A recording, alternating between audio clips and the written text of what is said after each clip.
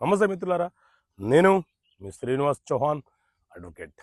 మిత్రులారా, cheque bounce కేసులో శిక్ష పడితే ఎలా?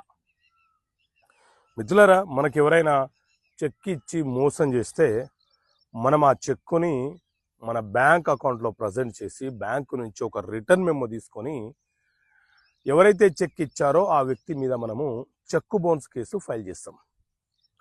సో ఈ చెక్కు బౌన్స్ కేసు అనేది మెజిస్ట్రేట్ కోర్టులోనే ఫైల్ చేస్తాము. ఇది సివిల్ లక్షణం కలిగిన ఒక క్రిమినల్ కేసు.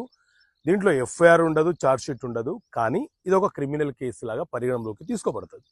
అయితే ఈ చెక్కు బౌన్స్ కేసుని న్యాయస్థానము విచారణ జరిపి ఎవరైతే చెక్ ఇచ్చారో ఆ వ్యక్తికి కనుక శిక్ష విధిస్తే, శిక్ష ఏ రకంగా విధించవచ్చు? నష్టపరిహారం చెల్లించమని చెప్పవచ్చు, లేదా కొన్ని నెలలు లేదా సంవత్సరం కాలం పాటు జైలు శిక్ష అని చెప్పి తీర్పు రావచ్చు, లేదా ఫైన్ చెల్లించమని చెప్పి కూడా న్యాయస్థానము తీర్పు ఇవ్వవచ్చు.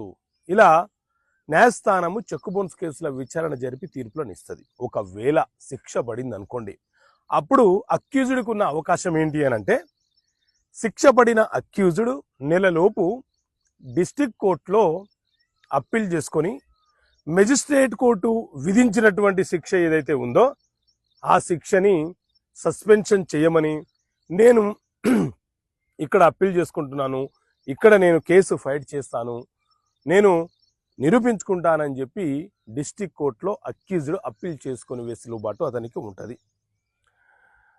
ఒకవేళ శిక్ష పడకుండా కేసు డిస్మిస్ అయిపోయింది అనుకోండి, అప్పుడు కంప్లైనెంట్ ఏం చేయాలి అని అంటే, కంప్లైనెంట్కు ఉన్న అవకాశం ఏంటి అని అంటే డైరెక్ట్గా హైకోర్టులో అప్పీల్ చేసుకునే వెసులుబాటు అతనికి ఉంటుంది. నేను చెక్కు బౌన్స్ కేసు వేశాను, కింది న్యాయస్థానం సరిగా విచారణ జరపలేదు, నాకు రావాల్సిన సొమ్ము ఇంత ఉంది, అతను నన్ను మోసం చేశాడు అని చెప్పి కింది కోర్టు అక్విటల్ చేసినటువంటి కేసు మీద అతను కంప్లైనెంట్ హైకోర్టులో అప్పీల్ చేసుకునే వెసులుబాటు అతనికి ఉంటుంది. ఓకే మిత్రులారా, థ్యాంక్ యూ. జై హింద్. నమస్తే మిత్రులారా, నేను మీ శ్రీనివాస్ చౌహాన్ అడ్వకేట్.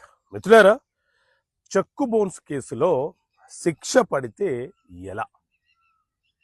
మిత్రులారా, మనకెవరైనా చెక్ ఇచ్చి మోసం చేస్తే మనం ఆ చెక్కుని మన బ్యాంక్ అకౌంట్లో ప్రజెంట్ చేసి బ్యాంకు నుంచి ఒక రిటర్న్ మెమో తీసుకొని ఎవరైతే చెక్ ఇచ్చారో ఆ వ్యక్తి మీద మనము చెక్కు బౌన్స్ కేసు ఫైల్ చేస్తాం. సో ఈ చెక్కు బౌన్స్ కేసు అనేది మెజిస్ట్రేట్ కోర్టులోనే ఫైల్ చేస్తాము. ఇది సివిల్ లక్షణం కలిగిన ఒక క్రిమినల్ కేసు. దీంట్లో ఎఫ్ఐఆర్